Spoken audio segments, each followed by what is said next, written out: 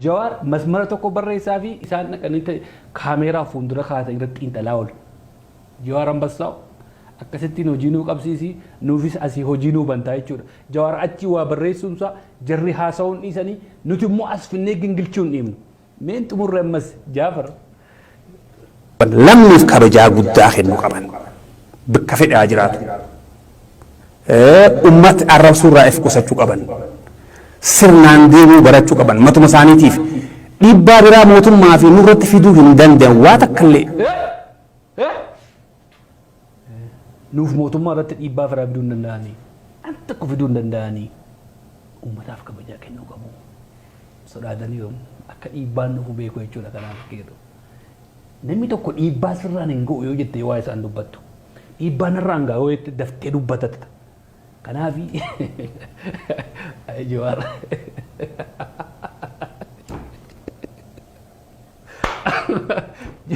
Jawar hojii hiisise gaazexeessitoota hojii hiisise dabballoota dhaabaa hojii hiisiste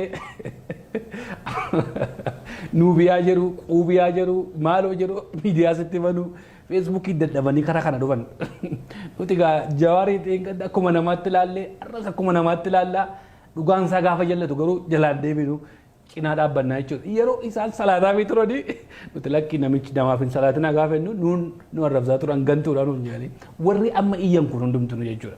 Har'a immoo achi ta'anii achis dhagaatti guuru jechuudha. Nunis mootummaas waan tokko gochuu hin danda'anidha Jaafar. Mee Jaafar mee xumurime. Amma uummatuma isaaniitiifuu sarvaayiv godhuu akka danda'an hanqina akkanaa guuttachaa osoo deemanii gaariidhaan gorsumaan isaanii dabarsuu barbaada. Lakki hanqina guuttata. Ilma namaati. Namni kun bucaa keetaa umuriidhaan yoo ta'e ilaalle jechuudha. Ilma keetaa.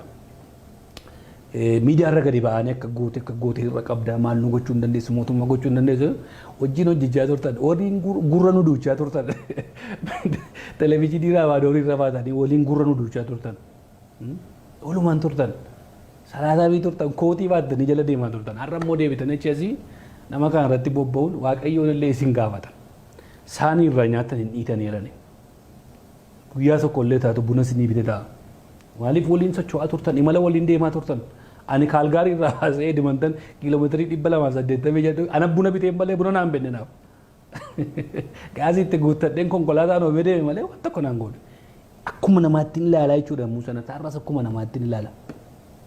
Gaafa mirgisaa tuqamu garuu gaafa haqi namaa tuqamu garuu callisnee ilaaluu hin dandeenyu. Inuun gulaalla finnee gingilchinaa jechuudha. Mee viidiyoo kanaan dura Jaafar immoo artisti Jaafar kabajamoo kabajaa guddaan siif qaba. Akka qabsaa Oromoo artistii Oromoo tokkotti baay'een si kabaja. Garuu gaafati miidiyaa irratti baate immoo dhugaa namaa jallistu immoo callisuu hin danda'u. Yeroo dhugaan kee jal'atu akkuma yaadatte yoo ta'e waggaa sadanarraa siif sii mormee gaaffiif deebii si godhee ati immoo gaafa har'a dhugaa namaa jallistu callisee ilaaluu hin danda'u. Gaafa kanaan dura maqaa keetiin Jaafar Aliitu kana godhe jedhamee olola maqaa dhaabaa irratti sitti godhamee bakka ati jirtu Noorweey si barbaadee gaaffiif deebii si godhee dhugaa keessana sii deebisiisee har'atti immoo gaafa dhugaa namaa jallistu callisee ilaalu. Jaafar Alii Jawaarii wajjin ture yeroo dheeraa waliin turan. OMN Oromoon har'a miidiyaa seen qabdu keessaa miidiyaa guddaa jetteettiin obboontu miidiyaa Oromoon qabu sagalee uummata Oromoo kana alagaa hundumaatu beeka. Ittiin boonu caalaa namni Jaafar jaallatu namni Jaafar kabajaa kennuu fi Jawaariin ture. Nuti yommuu sana Jawaariin OMN iyyuu hin qixxeessine. Jaafar garuu OMN gadi godhee Jawaariin ol godhee jechuudha. Kenoo viidiyoon isaa. Dalagaadha dubbiin guddoon. OMN maal dalagaadha? Waan OMN dalagu san bu'aa saniin madaalamuu qaba. OMN qofaa miti. Namni hedduu OMN qofa beeka Usmaan. An akka nama miidiyaa tokkotti qooda OMN ol yoo ta'e malee gad kan ta'e kan gumaachaa jiru Feesbuukii Jawaar Mahammad. Falwara miiliyoona tokkoo fi cinaadhaa ol qaba. Falwarra kun hundi falwara mataa fi qaba. Sakandii takka keessatti Jawaar namoota miiliyoona hedduu adrees godha. Kun qabsoo tana keessatti bu'aa guddaadha gumaacha OMN ol yoo ta'e malee gadii miti. Ani madaala ija nama miidiyaadhaatiin dubbadha. Kanaaf qoodni Jawaar Mahammad gama Facebook gama maanajimentii OMN qofa osoo hin ta'in gara Facebook isaatiin sun hojii tirfiidha. OMN kan isa hire godhe miidiyaa kana akka manage godhuuf daayirektarasiiti. Feesbuukiin isaa immoo dabalataan jechuudha. Dabalataan waa inni uummata Oromoodhaatiif gumaache. Kanaafis Jawaarlee irra deebi'eetiin galatoomfachuu barbaada.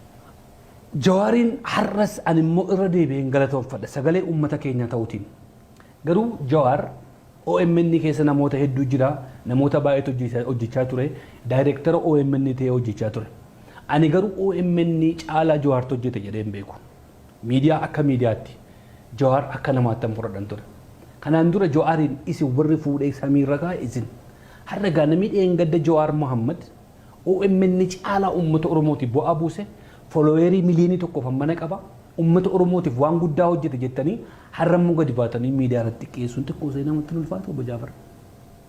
Har'a girrisaattiin jechuun xiqqoo namatti ulfaatu. Har'a uummata arrabsee uummata biyya Arabaa irraa biyyatti galu xiqqeessee horii irraa guuraa ture jedhanii haasawuun xiqqoo namatti ulfaatu obbo Jaafar. Waliin nama haasaan kun waliin nama obbo Jaafar. Anamma isiniin amma kabajaa guddaan isiniif kenna because waan hojjettaniif uummata Oromootiif waan baay'ee hojjettan obbo Jaafar. Waan baay'ee goote waan biraa yoo dhiise interviewun ati asirraa baatee biyya Yaman keessa dhatte jaalle jaarraa abbaa gadaa interview goote sun mataan isaa hojii guddaa ture. Seenaa dhalootaaf ta'u hojjette. Har'a yoon si xiqqeesse, har'a yoon si arrabse, har'a yoon sadarkaa kee gadi si buuse waaqatu itti na gaafata. Jawaar isa dheengadda kana godhaa ture, riba dhabee kana godhaa ture, ati dheengadda ragaanuu ba'aa turte afaanuma kee irraa dhageenya kinoo. Har'a immoo gaafa xiqqeessitu akkamiin xiqqoosee gatiitti ittiin kana baannu qabna obbo Jaafar. Kanaaf gaafa nama faastanis gaafa nama balaaleffattanis madaallii godhadhaa. Madaalliidhumaan wayya. Haalli kun hin jijjiirama. Mootummaan kun ni jijjiirama. Kan hin jijjiiramne uummata. Uummatarra immoo kan hin jijjiiramne dhugaadha. Dhugaan immoo waaqayyoodha. Dhugaa waliif galchaa. Namni dhugaa namaa galchee dhugaa isaatu galaaf. Dhugaa namaa yoo namaaf galchite dhugaa keetu siif gala.